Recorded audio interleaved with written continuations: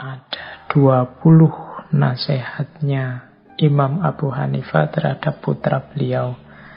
Ya cuma saya tidak bawa 20-20-nya. Monggo teman-teman yang minat dicek sendiri. Saya bawa satu saja, mengingat waktunya kita. Jadi ini mungkin wasiat yang ke-19 atau 20. Wasiat terakhir dari Imam Abu Hanifah. Jadi saya ambil satu ya.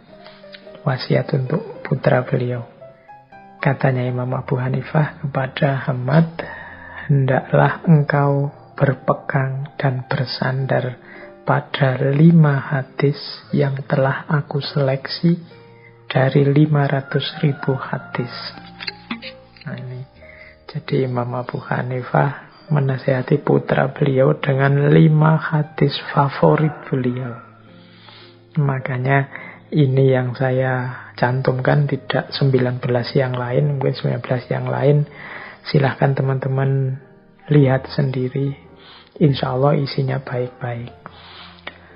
Apa sih 5 hadis favoritnya Imam Abu Hanifah yang beliau menyeleksi dari 500.000 hadis? Yang pertama adalah innamal a'malu binniyat wa innama likulli imri'in ma nawa. Sesungguhnya amal perbuatan itu tergantung niatnya. Jadi ini teman-teman pastinya sudah ngerti ya. Jangan lupa niat yang baik. Dalam hidup kita ada banyak aktivitas, ada banyak kegiatan. Kegiatan itu bisa bernilai ibadah, bisa bernilai sekedar capek, bisa bernilai hasil duniawi, bisa bernilai dan macam-macam. Semuanya kuncinya di niat. Nanti itu hadisnya sebenarnya panjang, termasuk ya barang siapa. Kalau niatnya hanya dunia, ya hanya itu saja yang diperoleh. Kalau niatnya hanya perempuan untuk dinikahi, mungkin ya hanya itu saja yang diperoleh. Kuncinya tetap ada pada niat. Maka bersihkan pikiran, apapun aktivitas, nawaitunya harus nawaitu yang terbaik. Apa sih nawaitu yang terbaik itu? Ya selalu lillahi ta'ala. Jadi puncaknya niat itu selalu lillahi ta'ala. Maka innamal a'malu binniyat. Begitu kita lillahi ta'ala, insya Allah nanti buahnya amal kita tidak hanya hasil kalkulasi duniawi konkret, tapi juga di situ ada manfaat, ada barokah, ada ridho dari Allah. Jadi yang pertama ini favoritnya Imam Abu Hanifah yang dinasihatkan kepada putra beliau. Yang kedua, min husni islamil mar'i tarkuhu ma la ya'ni. Di antara ciri kebaikan Islamnya seseorang adalah meninggalkan apa-apa yang tidak ada gunanya, tidak ada urusannya dengan dirinya. Jadi hadis ini dinasihatkan oleh Imam Abu Hanifah kepada putra beliau untuk mengingatkan putranya, mungkin ya dengan kata lain, wahai anakku, jangan disibukkan oleh hal-hal yang tidak ada gunanya. Muslim yang baik itu meninggalkan apa-apa yang tidak ada gunanya. Tidak ada gunanya saja jangan, apalagi yang jelek-jelek. Jadi tarkuhu mala yakni, tidak ada gunanya, tidak ada manfaatnya, mungkin ya tidak ada hubungannya dengan dirinya untuk peningkatan kualitas dirinya dan lain sebagainya. Jadi tarkuhu mala yakni, kita itu kan sering hari ini sibuk, capek, hilang pikiran, hilang tenaga untuk hal-hal yang sebenarnya tidak secara langsung ada manfaatnya untuk kita.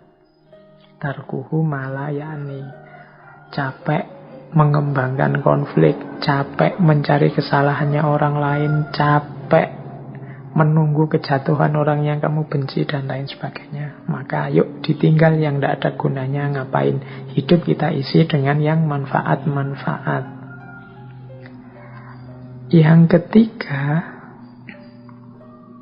la yu'minu ahadukum hatta yuhibbu li akhihi ma yuhibbu li nafsi. Tidak beriman seseorang di antara kalian sampai dia mencintai saudaranya seperti mencintai dirinya sendiri. Ini kalimatnya agak dahsyat. La yu'minu, tidak beriman.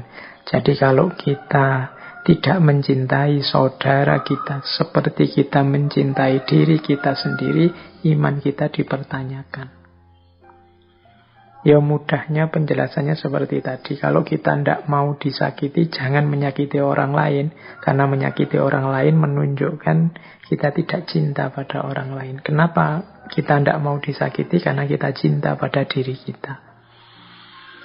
Kalau tidak mau dirimu dicaci, ya jangan mencaci orang lain. Karena apa kamu tidak mau dicaci? Karena kan kau cinta sama dirimu. Maka perlakukan hal yang sama kepada orang lain. Kalau tidak mau dicubit, ya jangan nyubit. Tidak mau dipukul, jangan mukul. Tidak mau dicaci maki, jangan mencaci maki. Tidak mau dihasuti orang, tidak mau difitnah orang, jangan memfitnah. Kenapa? La yu'minu ahadukum hatta yuhibbu li akhihi ma yuhibbu li nafsi. Cintailah saudaramu. Maka peradaban Islam, peradabannya umat Islam itu harusnya isinya adalah orang-orang yang saling mencintai. Bukan orang-orang yang saling memarahi, bukan orang-orang yang saling caci maki, bukan orang-orang yang saling mencari kesalahan, bukan orang-orang yang saling ingin menang sendiri. Kalau fenomena ini ada, berarti keimanan kita harus disempurnakan lagi. Hadis yang ketiga favoritnya Imam Abu Hanifah. Hadis yang keempat. Nah, ini nasihat untuk menjaga diri. Innal halala bayyinun wa innal harama bayyinun wa bainahuma umurun mutasyabihat mustabihat la ya'lamuhunna katsirum minan nas famanittaqas syubuhat istabarra lidinihi wa irdihi wa man waqa'a fis syubuhat waqa'a fil haram karra'i yar'a haulal hima yushiku ayarta'afi ala wa inna likulli malikin hima ala wa inna himallahi maharimuhu ala wa inna fil jasadi mudghatan idza saluhat saluhal jasadu kulluhu wa idza fasadat fasadal jasadu kulluhu ala wa hiyal qalb. Jadi ini kalau diterjemahkan, sesungguhnya yang halal telah jelas dan yang haram juga telah jelas. Ada juga yang tidak jelas, bainahuma umurun mustabihat, hal-hal yang tidak jelas. Jadi yang pasti halal itu jelas, yang pasti haram jelas. Di antara keduanya ada yang tidak jelas, mana halal, mana haram. La ya'lamuhunna katsirun minan nas. Banyak orang tidak tahu. Nah, menyikapinya gimana? Barang siapa hati-hati terhadap yang tidak jelas ini, maka agamanya dan kehormatannya akan selamat. Tapi barang siapa yang nekat saja nabrak yang tidak jelas, kemungkinan dia akan masuk ke dalam hal yang haram karena tidak hati-hati. Karro'i yar'a haulal khimah, seperti seorang penggembala yang menggembala di tepi jurang. dikhawatirkan akan terjatuh ke dalamnya. Jadi kalau ada yang meragukan ini halal apa haram, mending hati-hati dulu, jangan ditabrak saja. Khawatirnya ternyata memang haram. Seperti kalau kita menggembala di pinggir jurang, ya untuk hati-hatinya minggir saja dulu, jangan nekat. Kalau itu jurang beneran kan ya hasilnya fatal. Ala wa inna likulli malikin hima. Sesungguhnya setiap pemilik itu punya jurang-jurangnya. Dan jurang-jurangnya Allah itu yang haram-haram. Oke, intinya yang belakang ini, yang populer sekali. Sesungguhnya dalam jasad kita ada segumpal daging yang jika segumpal ini baik, maka seluruh tubuh kita, seluruh hidup kita akan baik. Tapi kalau dia rusak, maka seluruh hidup kita juga rusak. Ala wahyal qalb, dan itu adalah kolbu kita. Jadi ini dijelaskan panjang lebar kalau teman-teman belajar di tasawuf, bagaimana vitalnya, bagaimana pentingnya qalb ini. Jadi ini hadis yang keempat tentang hati-hati biar tidak terjatuh dalam keharaman. Kemudian juga untuk menjaga hati kita agar selalu baik, selalu soleh. Karena disitulah kuncinya hidup kita. Yang terakhir, yang kelima, al-muslimu man salimal muslimuna min lisanihi wa yadihi. Jadi muslim yang sejati itu adalah orang yang umat Islam yang lain merasa aman dari mulutnya dan dari tangannya.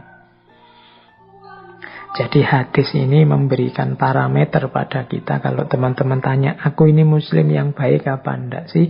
Di antara parameternya adalah coba dicek. Orang lain itu merasa aman enggak dari mulut kita dan dari tangan kita. Nah, kalau mereka aman, mau dekat-dekat dengan kita, enggak mungkin kita menyakiti dia baik lewat mulut atau lewat tangan kita. Ya insya Allah kita muslim yang baik. Nah, hari ini kan kadang-kadang mungkin karena kita suka menjelek-jelekkan orang, atau suka mencaci orang, atau suka memfitnah orang, itu kan berarti orang tidak aman dari lisan kita, sehingga mereka terus menjauh dari kita. Misalnya, jangan deket-deket itu kalau ngomong nyelekit, jangan deket-deket dia kalau maki-maki membuat kita tersinggung dan lain sebagainya. Itu berarti tidak salimah, orang muslim yang lain tidak aman dari mulut kita, apalagi dari tangan kita, disakiti, dipukuli, dirusak dan lain sebagainya. Kalau masih ada ini, ya berarti keislaman kita belum baik. Karena muslim itu cirinya adalah yang lain aman, nyaman, tidak khawatir tersakiti oleh mulut kita maupun oleh tangan kita. Nah, ini salah satu nasihatnya Imam Abu Hanifah kepada putra beliau.